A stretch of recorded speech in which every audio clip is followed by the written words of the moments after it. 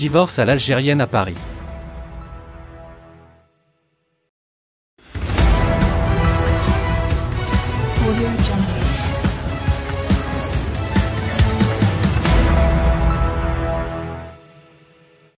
Dans la nouvelle crise qui oppose l'Algérie à la France, il est difficile de distinguer la réalité de la posture. Une interrogation écrase toutes les préoccupations: le régime algérien peut-il se permettre le luxe de provoquer une rupture avec la France pour avoir uniquement récupéré de manière légale, selon Paris, une de ses ressortissantes en Tunisie, la journaliste, activiste opposante Amira Bouraoui? En tout cas, les faits sont là. Et ils sont têtus. La lune de miel entre Alger et Paris n'aura tenu que quelques semaines. Le fiel et la tension ont spectaculairement fait leur retour dans les relations entre la France et l'Algérie. Héroïne médiatique de l'histoire, Amira Bouraoui, dont les conditions d'arrivée en France via la Tunisie continuent de provoquer une énorme polémique. Aux yeux de nombreux commentateurs, le régime algérien a surréagi à cette affaire en convoquant son ambassadeur à Paris pour consultation et en lâchant la bride à sa presse pour bombarder à l'expression lourde l'hypocrisie inamicale de l'ancienne puissance coloniale. Une violation de souveraineté algérienne par la France à travers les contours d'un scénario vendu en sous-main à la presse et aux réseaux sociaux. Une équipe des services français aurait pris en charge Amira Bouraoui depuis Alger, l'aurait aidé à traverser la frontière avec la Tunisie puis aurait forcé la main aux autorités tunisiennes pour la mettre dans un avion à destination de la France. C'est ce scénario aux allures d'un épisode de la fameuse série du Bureau des légendes qui enrage le régime algérien et le fait réagir de cette manière qui remet en cause de longs mois de rapprochement et de réconciliation entre Paris et Alger. À part une généreuse couverture médiatique dans la presse et les réseaux sociaux, Paris a fait le choix diplomatique d'ignorer ce nouveau psychodrame avec les Algériens.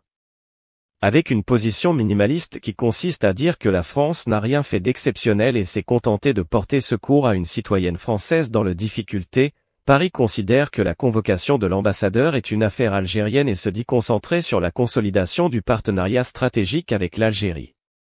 Une manière de dire que la diplomatie française ne va pas répondre avec le même degré d'intensité à cette brusque montée d'humeur algérienne.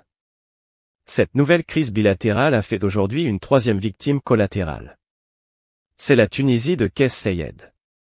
Ce dernier a été obligé de limoger son ministre des Affaires étrangères, Othman Jerandi, et peine à expliquer aux autorités algériennes qui le tiennent par leur indispensable aide économique, pour quelles raisons il a obéi aux demandes françaises plutôt qu'aux adjonctions algériennes.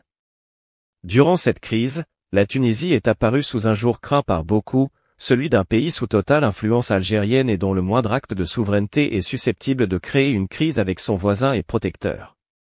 Mais même au cœur d'un bras de fer exclusivement franco-algérien, Alger a trouvé le moyen d'impliquer le Maroc dans ses bisbilles avec Paris. L'agence de presse algérienne a lâché une de ses sorties dont elle a le secret pour tenter d'impliquer le Maroc dans cette crise. La gymnastique intellectuelle pour impliquer le Maroc est ardue mais qu'importe la logique et la crédibilité. Pourvu que subsiste le soupçon, l'insulte et l'accusation. Pour Alger, cette feuille de route est exécutée par les Barbouz et les Kabardji et certains responsables au niveau de la DGSE, du Quai d'Orsay et certains conseillers franco-algériens qui ne cachent pas leur amour et leur vénération pour le Makhzen.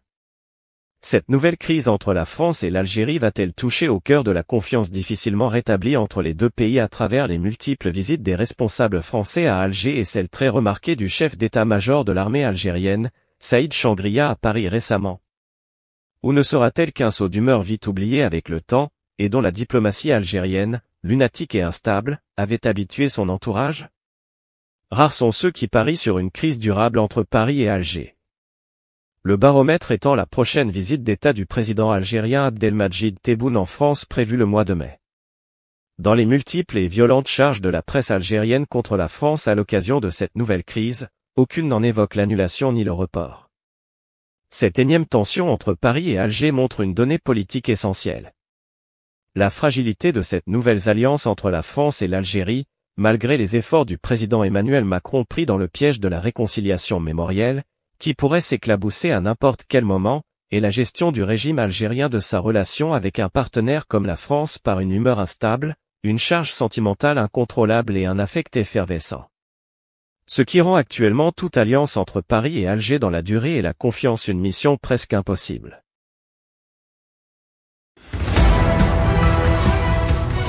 Audio